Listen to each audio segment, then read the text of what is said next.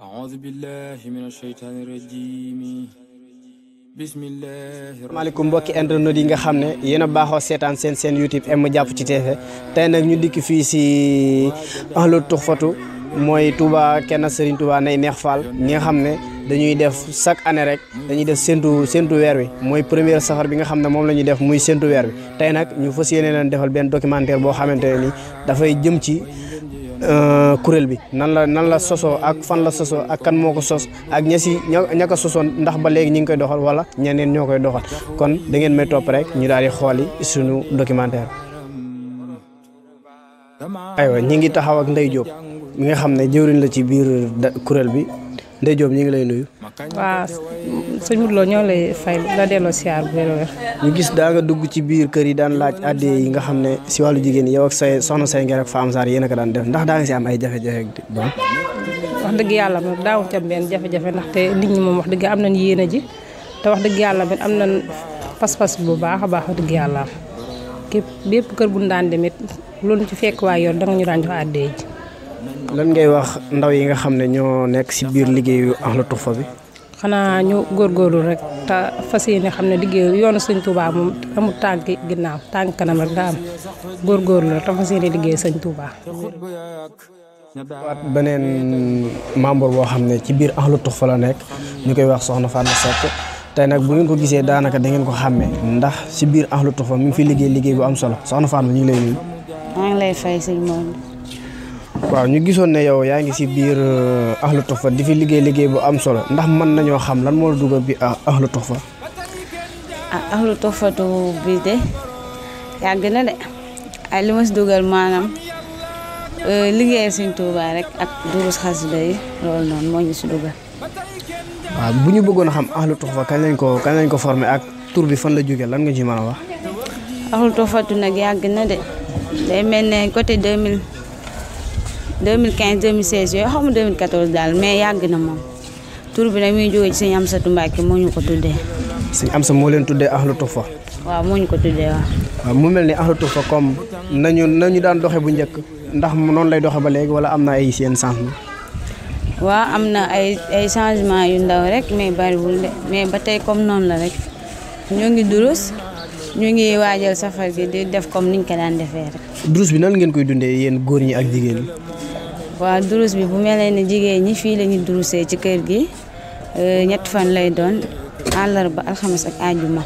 góor ñi kër sëñ Xaadim Njaay la ñuy durusee ñoom tam yeneen jour bokkuñu ay jour. lan ngay wax si M Jàpp Ci TV.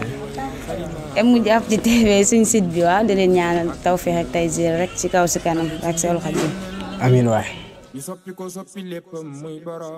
waat ak sunu beneen maam mu ngi koy wax mère Kiné Fall nga xam ne tamit maire bu am pëstef la si safar gi ndax bu safar gi musaana commencé rek lu mu gàtt ak lu mu xat dina indi àddiyam maire ñu ngi lay nuyu bu baax. waaw maa ngi leen di fay di leen sant di leen gërëm di leen wax ne safar gi moom kontaan rek lañ ci am ko ci laat am ko ci yéen ñii ndax ku indi safar ci sa wet tegal la ko ngeen di jàng alxuraan fu ngeen toll ba weer wi feeñ loolu moom kontaan lañ ci am wax dëgg yàlla nag laat moom dañ ko ci sant lool di ko ci gërëm kontaan ci lool nag am ci contentement di leen ñaanal yàlla na ngeen ko def ba màggat ci koñ bi yàlla na ko laat def ngeen topp ci moom ngeen di ko def ba màggat waaw ba seeni doom di ko def ak seeni sët loolu rek lañ leen di ñaanal kontaan rek lañ def nag wax dëgg alxuraan ji jolli fii di ci jolli ba ngeen di fay ñuy toog fii di seetaan léeg-léeg ñëw toog ba sonn ñëw toog ci buntu kër gi di seet di déglu ba mu tas kontaan dong lañ ci def nag wax dëgg yàlla di leen sant. jërëjëf maire nag ñu taxaw ak soxna Ada Fall nga xam ne jàmbaar la lool si liggéeyu Ahlu Tuhfa bi tey kenn dootu ko ràññale si Ahlu Tuhfa soxna Ada ñu ngi lay nuyu. waaw sëñ Modou ñoo ngi lay fay bu baax a baax di delloo ziar bu wér. waaw ñu gis ne yow yaa ngi bokk si kuréelu Ahlu Tuhfa ñu bëggoon xam nan nga def ba bokk si kuréelu Ahlu Tuhfa. Question boobu moom bu ngeen ma ko posé dama ciy sawar a tontu torop ndax daara ji dama daan dégg liggéey bi mu nekkoon liggéey bu ma neex te gisuma woon koñ bi fenn fa koy doxal fu dul foofu ma gis sama mag yi dëkkoon fii daan ci dem après ma laaj leen ñu expliqué ma mu nekk liggéey bu am solo ma daal di ñëw bokk si loolu moo waral ma bokk si ma dikk fekk fi ay jàmbaar fekk fii la ma doon wër lu kawe sama njort sax moo tax ma nekk si ba léegi. waaw ndax mën nga ñoo wax ne ndax bi nga gisee loolu bi nga ci duggee ndax comme li la fi taxoon a dugg bi nga fa duggee ndax gis nga lu kawe sa njort foofu noonu. waaw la ma doon séentu lu ko raw laa ci fekk ba tax instant bi lu ma mel ba tax am na yoo xam ne dama koo jomma def te ci daara jooju mën naa ne ci laa ko jëlee ci liggéey boobu ma ci sant Sëñ Tuubaa bu baax ak jawrin Abdoulaat. lan ngay wax ñi nga xam ne say moroom lañ comme yow. di leen soññ rek te xam ne liggéey Sëñ Tuubaa yombut boo ci nekkee moom dangay gumba tax ndax lu ne danga ko dégg